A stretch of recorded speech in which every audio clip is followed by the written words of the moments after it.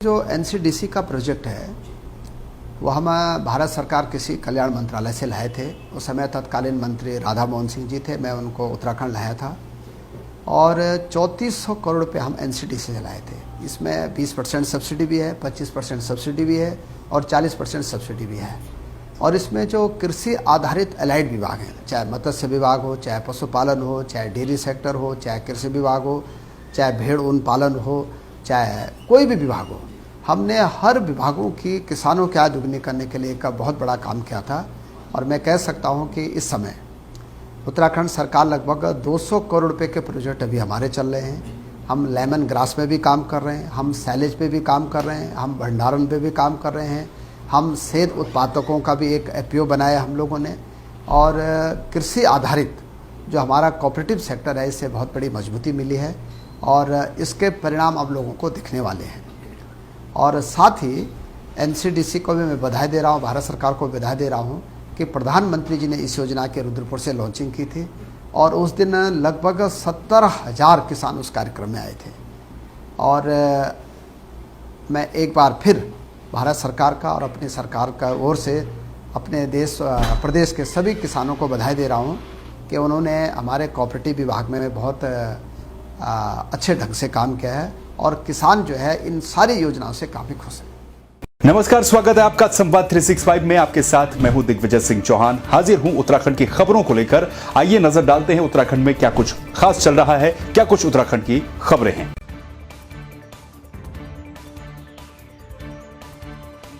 हरिद्वार पहुंचे मुख्यमंत्री तीरथ सिंह रावत ने साधु संतों को आने वाले कुंभ के लिए जमीन अलॉट करने की बात कही। उन्होंने इस बार कुंभ में आए साधु संतों के अखाड़ों को सही समय पर जमीन नहीं मिल पाई और ऐसी परेशानियां आने वाले कुंभ में न हो, इसको देखते हुए जमीन आवंटित करने का फैसला किया। साथ ही उन्होंने साधु संतों को रजिस्ट्री अलॉट करने की बात भी कही। तीनों स्नान अच्छे हों और पूरा 27 का लास्ट स्नान होगा, उसके बाद 30-31 तारीख अप्रैल तक भी। लेकिन दूसरा विषय बड़ा, आपने मुझसे कहा, सारे संत समाज ने, आपने उनका नेतृत्व आप लोग कर रहे हैं कि जगह तो इस समय वर्तमान में मिल गई है, सब सुविधाएं मिल रही है, लेकिन साथ ही आने वाला जो कुंभ होगा उसके लिए हमें जो जगह होगी उसका अभी से चिन्हित हो जाए। और आपने जैसे ही कहा, मैंने वो सुना और मैंने तत्काल उस पर भी आदेश कर दिए। आने वाले जो कुंभ के लिए भी आपको अभी से ही तत्काल रजिस्ट्री सहित पूरी जगह आपको मिल जाएगी, वह चिन्हित हो जाएगी। यह मैंने आदेश कर दिए हैं, तो आगे आने वाले कुंभ में भी कोई दिक्कत नहीं होगी, परेशानी नहीं होगी। आने वाले श्रद्धालु जो सरकार की गाइडलाइन पालन करें, और सरकार से भी निवेदन करता हूं कि आने वाले किसी श्रद्धालु को रोका न जाए। वहाँ के जिसकी ड्यूटी लगाई गई, चाहे पुलिस प्रशासन हो, कोई प्रशासन हो, उनके साथ विनम्रता से, भाव से पेश आए। ये शिकायत आई है कि लोग अभद्र रूप से व्यवहार कर रहे हैं, ये गलत है। तो हम यही कहेंगे आने वाले श्रद्धालुओं से कि आप आइए, गंगा स्नान करिए, हर की पेड़ी स्नान करिए। सब यहाँ देव स्थान है, मनसा देवी मंदिर है, माँ चंडी देवी है, ये सब दर्शन करें। लोग परेशान होने की जरूरत नहीं है।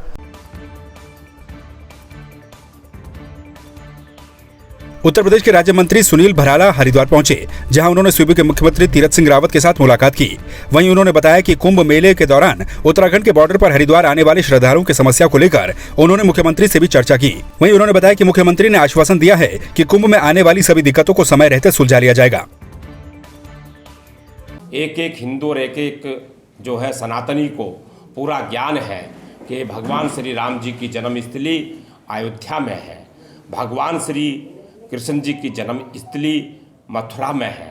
इसी प्रकार से जो भगवान श्री परशुराम जी की जो विष्णु के 6वें अवतार हैं, उसको लेकर के पूरा धार्मिक जो लगभग गूगल और अन्य साइटों पे भी 3 दर्जन स्थानों पर आता है निकल करके, उसको प्रमाणित के आधार पर, पुरातत्व के आधार पर और जो विद्वानों का जो अपना एक अध्ययन, उसके आधार पर उसका उद्घोष होगा। गुजरात के प्रसिद्ध लोक गायक और भजन गायक कीर्तिदान गढ़वी शुक्रवार को हरिद्वार पहुंचे। गढ़वी 12 अप्रैल को होने वाले शाही स्नान के लिए हरिद्वार कुंभ पहुंचे हैं। 11 अप्रैल को उनका एक शो भी हरिद्वार में होना है। गढ़वी ने हरिद्वार पहुंचकर मोरारी बापू का भी आशीर्वाद लिया। इस मौके पर स्वामी अवधेशानंद गिरी महाराज भी मौजूद रहे। हरिद्वार पहुंचे कीर्तिदान गढ़वी ने कुंभ को लेकर सरकार की तारीफ करते हुए कहा कि प्रशासन ने कुंभ और कोरोना दोनों को लेकर अच्छी व्यवस्था की है। ये हरिद्वार है, हरि का द्वार है, परमात्मा की भूमि है और विश्व की सबसे अच्छी पवित्र भूमि मानी जाती है। यहाँ पे कुंभ में मैं आया हूँ। प्रशासन की खूब अच्छी व्यवस्था है, सभी जगह सैनिटाइज किया हुआ है और इतना सारा बंदोबस्त भी है। सभी लोग मास्क पहने हुए हैं और यहाँ 12 को जो शाही स्नान होगा वो करने के लिए मैं आया हूँ और मेरा 11 को प्रोग्राम भी है यहाँ और पूज्य विश्ववंदनीय संत पूज्य मोरारी बापू की कथा भी है। तो ये तीनों मेरे लिए त्रिवेणी संगम है, इसलिए मैं यहाँ आया हूँ और मैं यहाँ आके बहुत खुश हुआ। मेरा तन मन स्वस्थ हुआ, मैं बहुत प्रसन्न हूँ।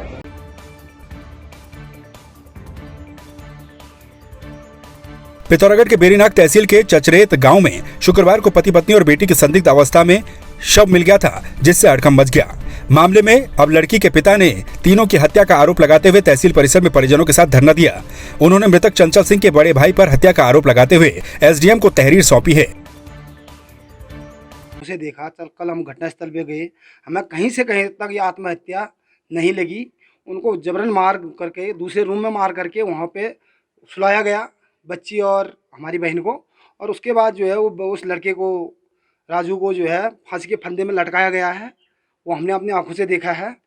हमें बिल्कुल विश्वास है कि उन्होंने मारा है। पहले भी कई बार उन्होंने मारपीट करी उनके साथ है। हम इस चीज़ का जो है जल्दी से 4 या 5 दिन के अंदर हम इसका खुलासा चाहते हैं। भगवान सिंह की गिरफ्तारी चाहते हैं, उसकी बीवी की गिरफ्तारी चाहते हैं। कि मेरी लड़की ने, मेरे दामाद ने हत्या नहीं करी और वो मतलब जो है उनकी हत्या कर दी गई। आत्महत्या ये नहीं है और मैं इसका मतलब निर्णय फैसला चाहता हूँ 5 दिन के अंदर,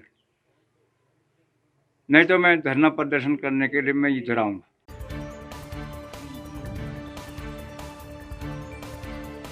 लैंसडाउन वन प्रभाग के अंतर्गत कोटद्वार रेंज के सुखरो कंपार्टमेंट 1 के पास चारा पत्ती लेने गई महिला पर हाथी ने हमला कर दिया, जिसमें एक महिला की हाथी के कुचलने से मौके पर ही मौत हो गई और एक महिला घायल हो गई।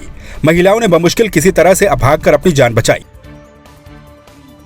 ये ना अभी जो है कोई जंगल में लेडी गई थी, वो घास वास के लिए गए थे, तो वहाँ पे जिनसे हाथी से मुकाबला, हाथी के से सामने आगे हाथी, जंगली हाथी था और उसने जो उस पर अटैक कर दिया, जिसकी वजह से जो है एक महिला की मृत्यु हो गई है।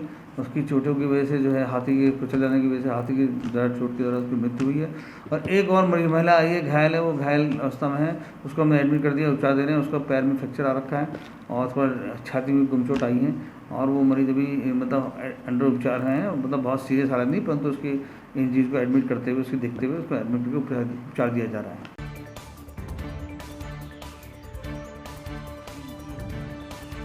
ऑल वेदर परियोजना के तहत रुद्रप्रयाग मुख्य बाजार में दुकानों पर प्रशासन के द्वारा जेसीबी चलाया गया, जिसके बाद दुकानदारों और भवन स्वामियों ने मौके पर जमकर हंगामा किया। उन्होंने आरोप लगाते हुए कहा कि राष्ट्रीय राजमार्ग विभाग श्रीनगर के द्वारा पूर्व में रुद्रप्रयाग बाजार के ऊपर की ओर कटिंग का सर्वे किया गया था, लेकिन विभाग के द्वारा ऊपर की ओर न काटकर नीचे दुकानों को काटा जा रहा है। आप लोगों से भी पिछले 4 माह से मैं स्वयं एसडीएम साहब, डीएम साहब, एडीएम साहब, सभी लोगों को आकर रिक्वेस्ट करते रहे। परसों जब इस संबंध में जो उच्चाधिकार पे बैठक हुई, उसमें हमें काफी इस बारे में डाटा गया कि आप लोग जानबूझ के इसको योजना को डिले कर रहे हैं और चाहता की यात्रा सिर पे आ रही है। हम कोई बहाना नहीं सुनना चाहते। जब आप 130 हटवा सकते थे तो छोड़ेंगे आप।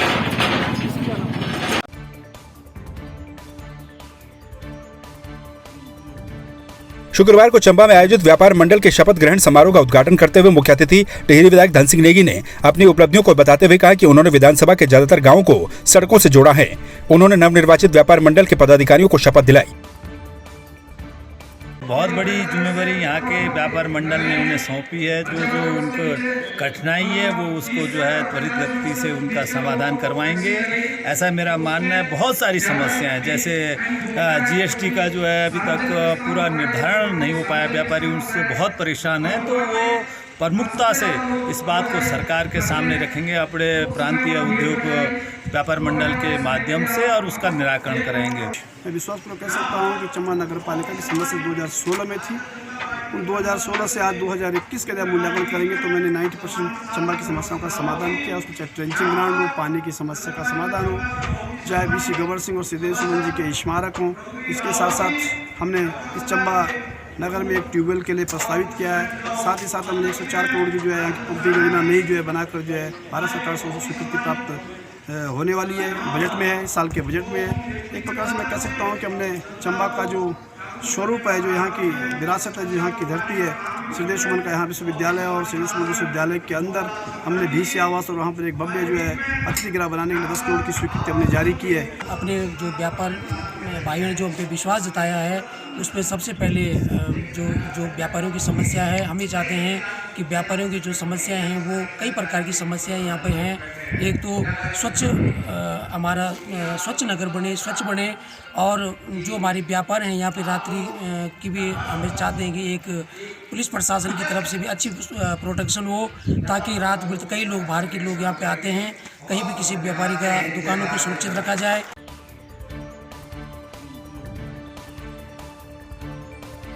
उत्तराखंड में आगामी 2022 के चुनाव के मद्देनजर आम आदमी पार्टी ने प्रदेश स्तर पर कार्यकारिणी का विस्तार शुरू कर दिया। आपके युवा मोर्चा के प्रदेश अध्यक्ष दिग्मोहन नेगी और पौड़ी लोकसभा प्रभारी शशिमोहन कोटलाना ने पौड़ी में जिला कार्यकारिणी का विस्तार करने के लिए एक बैठक आयोजित की। मुझे लगता है कि नागरिक कल्याण मंच ही पौड़ी की एक चेतना के रूप में काम कर रहा है और लगातार यहाँ की जनपक्षीय मुद्दों को उजागर करते रहते हैं वो। और क्योंकि आज आम आदमी पार्टी अब धीरे धीरे हम अपने प्रदेश और जिला और विधानसभा स्तर पर संगठन का विस्तार कर रहे हैं, तो उसी दिशा में हम लगातार लोगों से मिल भी रहे हैं और जो हमारे कार्यकर्ता हैं उनसे हम संवाद कर रहे हैं। तो उसी दिशा में अभी कुछ जो पौड़ी के भ्रांत नागरिक थे उनसे भी संपर्क किया।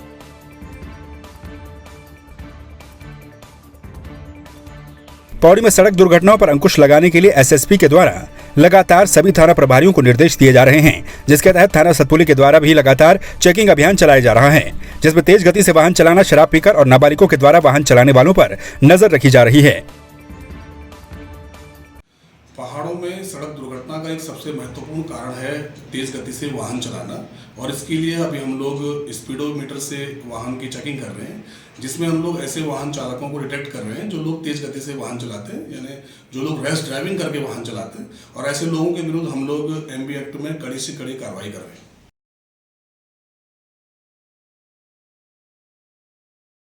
जो एनसीडीसी का प्रोजेक्ट है वो हम भारत सरकार किसी कल्याण मंत्रालय से लाए थे।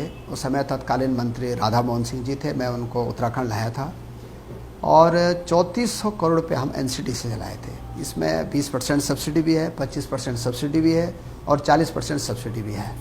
और इसमें जो कृषि आधारित एलाइड विभाग हैं, चाहे मत्स्य विभाग हो, चाहे पशुपालन हो, चाहे डेयरी सेक्टर हो, चाहे कृषि विभाग हो, चाहे भेड़ ऊन पालन हो, चाहे कोई भी विभाग हो, हमने हर विभागों की किसानों की आय दुगनी करने के लिए एक बहुत बड़ा काम किया था।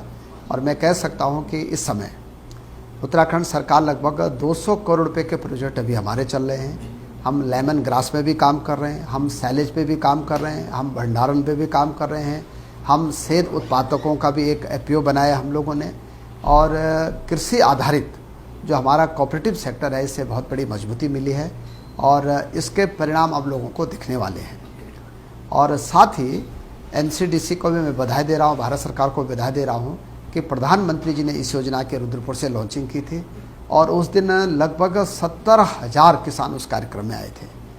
और मैं एक बार फिर भारत सरकार का और अपनी सरकार का ओर से अपने प्रदेश के सभी किसानों को बधाई दे रहा हूँ कि उन्होंने हमारे कोऑपरेटिव विभाग में बहुत अच्छे ढंग से काम किया है और किसान जो है इन सारी योजनाओं से काफ़ी खुश है। तो आपने देखा उत्तराखंड में क्या कुछ खास चल रहा है, क्या कुछ उत्तराखंड की खबरें रही। एक बार फिर से आपके सामने हाजिर होंगे उत्तराखंड की कुछ और खबरों के साथ। तब तक के लिए आप बने रहिए संवाद 365 के साथ। नमस्कार।